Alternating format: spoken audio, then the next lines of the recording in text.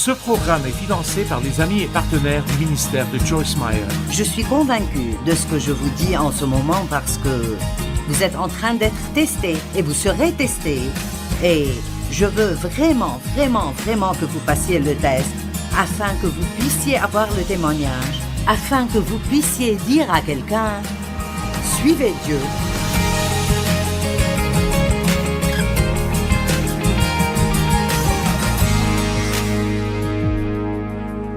Laissez votre test devenir votre témoignage. Tout le monde aime les témoignages. Nous vaincrons l'ennemi par le sang de l'agneau et par notre témoignage. Et c'est bon de pouvoir témoigner de l'authenticité et de la vérité dans la parole de Dieu. La vie peut être difficile parfois. Est-ce que vous êtes d'accord? Très bien. Personne n'obtient un témoignage sans passer par un test. Qui aime écouter un bon témoignage? Personne n'a jamais eu de témoignage sans passer par un test. Et donc, nous allons être testés. Et non seulement l'ennemi essayera de nous tester, mais Dieu lui-même nous testera. David a même prié pour que Dieu le teste. Je ne prie pas cette prière très souvent, mais vous savez, je veux dire, David a prié, « Oh Dieu, teste-moi. Vois s'il y a quoi que ce soit de mauvais en moi. » Waouh, c'est courageux. Nous aimons entendre de grands témoignages. Mais si nous ne passons pas nos tests, nous n'aurons jamais le témoignage. Certains d'entre vous se demandent pourquoi vous tournez encore et encore autour de la même montagne tout le temps. Il y a une chose que vous devriez savoir sur Dieu. Vous n'échouez jamais dans son école. Vous continuez juste à faire le même test, encore et encore et encore, jusqu'à ce que vous réussissiez. Amen. Et puis même après que vous réussissiez, occasionnellement, vous aurez un petit cours de rappel, juste pour être sûr que vous êtes toujours là où vous devriez être.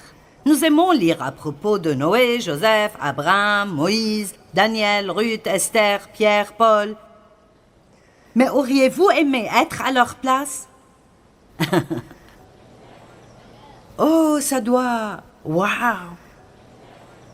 Ce serait merveilleux d'avoir la vie de Joyce. Oh, mes bien-aimés. Eh bien, nous... Oui, j'ai une belle vie, mais...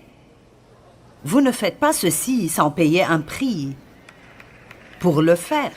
Amen. Vous savez, nous pensons, ça doit être merveilleux. Paul a écrit les 2/3 du Nouveau Testament, waouh! Mon Dieu! Moïse a divisé la mer Rouge, waouh! Aucune de ces personnes n'a fait ses propres choix dans la vie. Ils avaient tous un plan qui a soudainement été interrompu par Dieu. Peut-être que certains d'entre vous ont des plans, et Dieu essaye de les interrompre, mais vous ne le laissez pas le faire, et alors les choses ne marchent pas si bien pour vous. Parce que quand Dieu décide de venir au milieu de quelque chose... Allez maintenant. La plupart des gens ont un panneau invisible dans leur vie. Dieu peut le voir, mais les autres ne peuvent pas. Il dit « ne pas déranger ». Ce sont des signes que vous pouvez mettre sur des portes d'hôtel, mais vous ne devez pas en mettre sur votre vie. Si vous allez être avec Dieu, soyez prêt à être interrompu. Vous pouvez avoir un bon plan, mais cela ne veut pas dire que vous pourrez l'exécuter. Parce que si Dieu a besoin de vous, vous devez être prêt.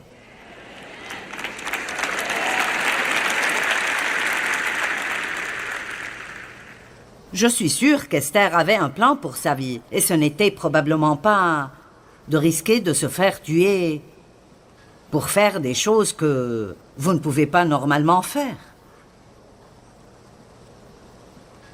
Ces gens ont été placés dans des situations qu'ils n'ont jamais rencontrées. Quand Dieu vous demande de faire quelque chose et vous lui dites « je n'ai jamais fait ça avant », ça ne dérange pas Dieu. Donc, ils ont été mis dans des situations qu'ils n'ont jamais rencontrées. Et ils n'étaient pas équipés pour le faire. Ils étaient seuls, souvent dans leur peine et leur tragédie, mal compris et critiqués. Et ces hommes et ces femmes, nous voyons des choses comme la mort de proches, la persécution des justes, la famine, la prison, le rejet, l'abandon, l'abus, l'injustice, le manque de compréhension. Vous voulez toujours être utilisé par Dieu? Où sont les mains? J'en ai vu une qui est montée comme ça.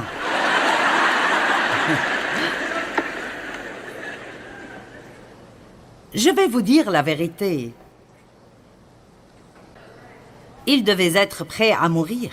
Ils ont dû aimer des gens sournois, ont longtemps souffert d'impatience, ont été critiqués et accusés, ont longtemps attendu la délivrance de Dieu. Mais nous voyons aussi dans la vie de ces personnes que de grands fruits ont été produits et que Dieu les a utilisés de manière étonnante. Il a utilisé Esther pour sauver toute une nation, une petite fille de 20 ans, parce qu'elle était prête à abandonner son plan, à sortir et à faire ce qu'elle sentait que Dieu lui disait de faire. Vous n'êtes pas tous appelés à un ministère à plein temps, mais je peux vous dire que cela concerne chaque personne, car il n'y a personne dans cette salle à qui Dieu ne lance pas un défi et ne demande pas de faire des choses qui semblent dépasser ce que vous pourriez gérer. Et c'est peut-être parler de Jésus à votre voisin d'à côté.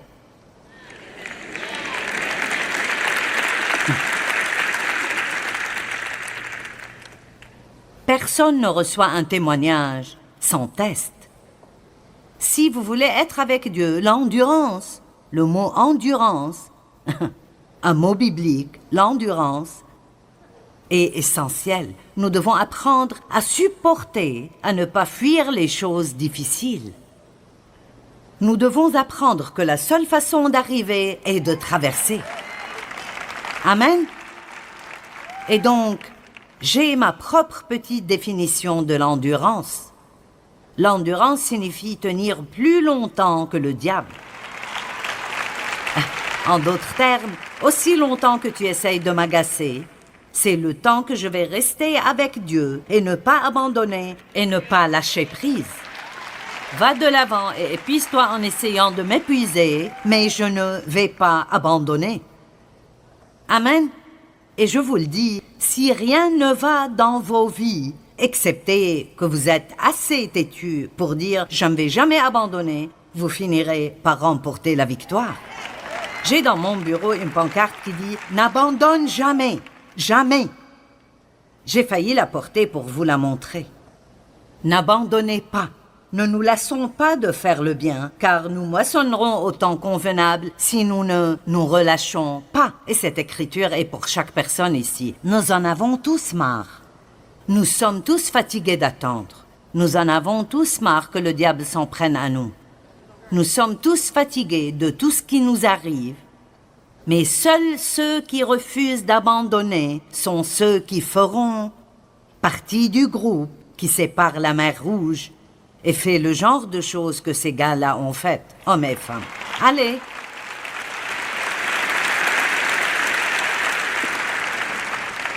L'endurance signifie demeurer, rester ferme, être patient. Patient. Et la patience n'est pas simplement une capacité d'attendre. Vous allez attendre de toute façon. Mais c'est comment nous agissons pendant l'attente. La patience est un fruit de l'esprit qui nous garde doux et gentils. Allez.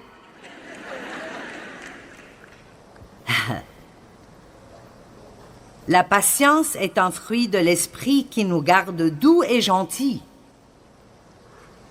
La patience est un fruit de l'esprit.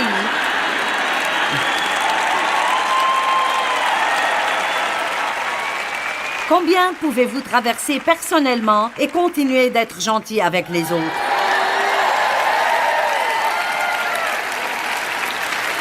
Oh mon Dieu, j'ai parcouru un long chemin. Il y a 42 ans, si j'allais à l'épicerie et que le caissier était nouveau, je veux dire, Je pourrais avoir ma broche chrétienne et tout le reste. Mais je vous dis quoi? Le fruit n'était pas joli.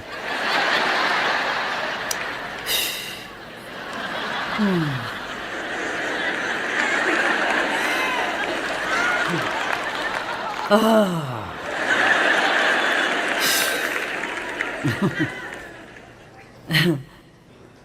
Maintenant, 42 ans plus tard, pas 2 jours, allez, 42 ans plus tard, cela ne m'a pas pris 42 ans, mais ça a pris environ 4 ou 5 ans. Et maintenant, si nous avons une nouvelle caissière et je remarque qu'elle devient nerveuse parce qu'elle a des problèmes, je dis ne t'inquiète pas. Ne t'inquiète pas pour ça, tu y arriveras. Tu finiras par être excellente. Tout le monde fait des erreurs, je ne suis pas si pressée. Je peux vraiment, maintenant, je peux vraiment penser davantage à quelqu'un d'autre que moi-même. Ça a pris 42 ans, mais je fais bien cela maintenant. Il y a d'autres choses avec lesquelles je ne suis pas si patiente, mais j'ai résolu le problème du caissier. Non. La patience, endurance, durer plus longtemps que le diable, tout dans la vie ne sera pas comme nous le voulons, mais Dieu s'attend à ce que nous soyons gentils de toute façon. Les chrétiens sont censés être gentils, le saviez-vous?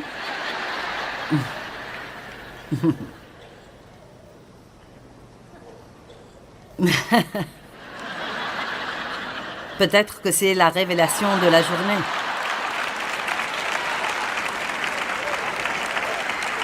Qu'avez-vous appris à la conférence aujourd'hui? Joyce a dit que nous étions supposés être gentils. Nous sommes supposés aimer les autres.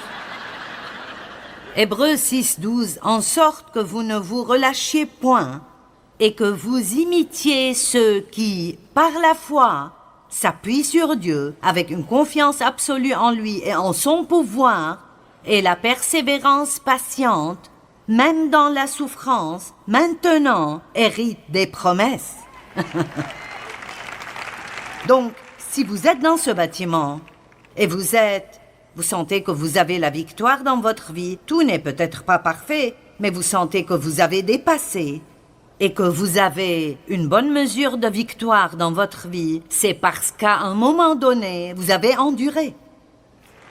Allez, à un moment donné, vous avez cessé de fuir les situations difficiles et vous avez appris à courir vers elles et à en finir.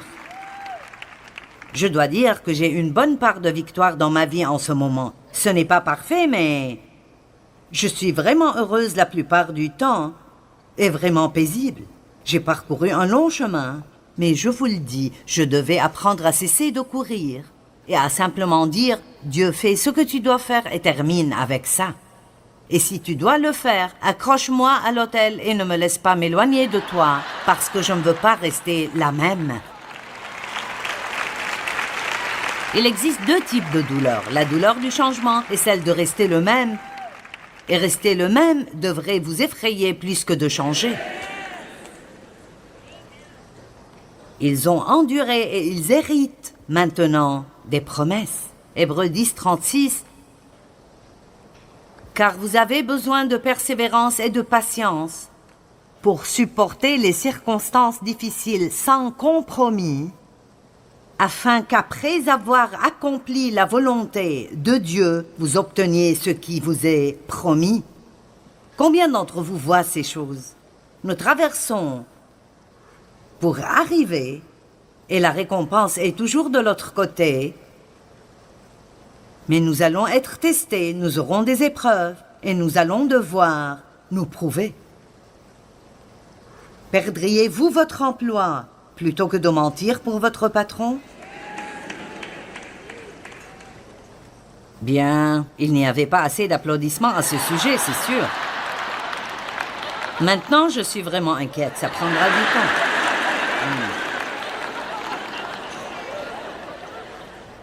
Nous ne savons pas combien de fois les gens ont été testés quelque part. Et s'ils avaient agi de la bonne façon, ils profiteraient maintenant d'une vie extraordinaire. J'ai déjà raconté cette histoire, mais je dois la raconter de nouveau pour expliquer le point. Il y a des années, j'ai travaillé pour une entreprise de vente, en gros, et j'étais comptable. Et il voulait essentiellement que je l'aide à voler de l'argent à un client parce que nous leur devions de l'argent. Et j'envoyais les relevés tous les mois et ces personnes avaient un solde créditeur de 300 $ environ parce qu'elles avaient payé une facture 2 fois. Et donc, il examinait toutes les déclarations avant que je les envoie et il me l'a rendu et il a dit « Je veux que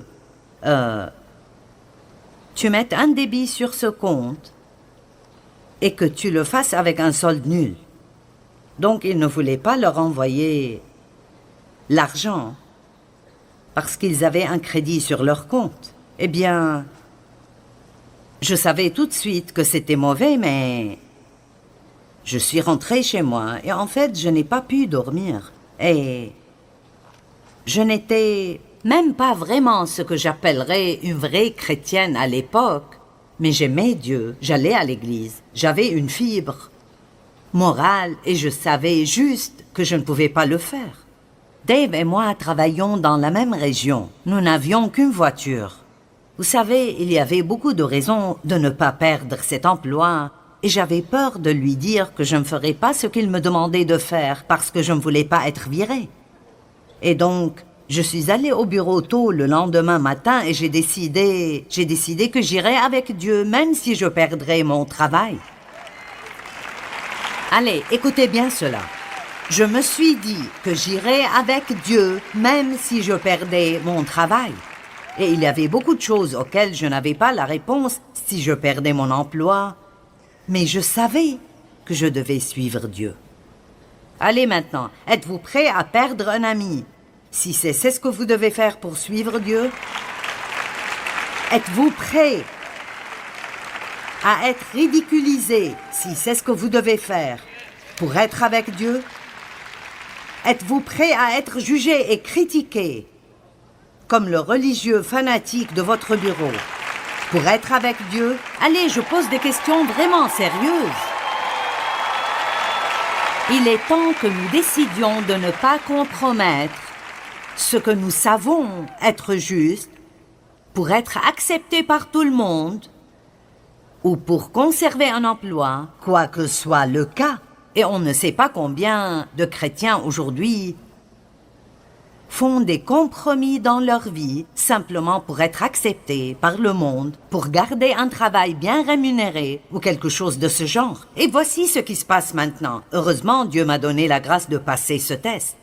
J'y suis allée très tôt le lendemain et je tremblais comme une folle et j'ai dit « Vous ne comprendrez peut-être pas cela, mais je suis chrétienne et je ne sens pas que je peux m'occuper de ce crédit et lui donner un solde nul parce que je me sentirais comme si je volais leur argent si je le faisais. » Et j'ai dit « Je ne veux pas perdre mon travail, mais je ne peux pas le faire. » Eh bien, son visage a rougi et il a bafoué et il a dit « Eh bien, sors d'ici et va travailler. » Et toute la journée, je m'attendais à être virée.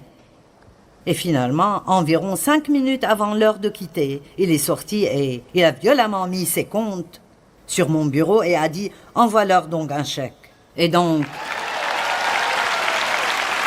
en bref, j'ai continué à être promue dans cette entreprise jusqu'à être la vice-présidente. Je n'avais pas l'éducation pour le travail.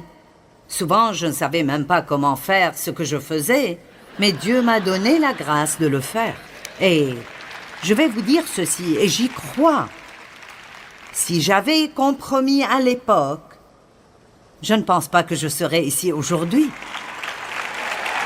J'ai un témoignage parce que j'ai réussi le test. Allez maintenant, n'abandonnez pas ce que Dieu a prévu pour vous, la vie étonnante que Dieu a planifiée pour vous, juste pour faire des compromis avec quelqu'un qui veut que vous péchiez pour qu'il soit heureux. Suivez Dieu même si cela vous coûte tout le monde dans le monde entier. Suivez Dieu. Car quand tout sera fini, il n'y aura plus que Dieu. Allez.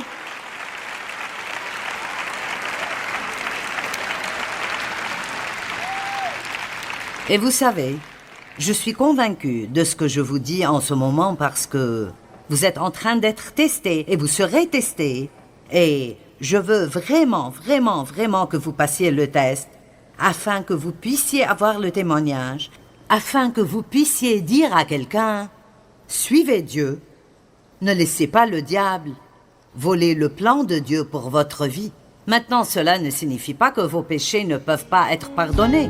Dieu peut nous pardonner, mais il ne peut utiliser les gens puissamment que s'il leur fait vraiment confiance. Dieu doit pouvoir faire confiance aux gens qu'il veut utiliser pour qu'ils ne cèdent pas si cela signifie un peu d'inconfort. Lorsque vous êtes testé, le seul moyen d'arriver est de traverser. Je dis toujours que la seule issue est à travers. Ce n'est pas facile, mais avec Dieu, toutes choses sont possibles.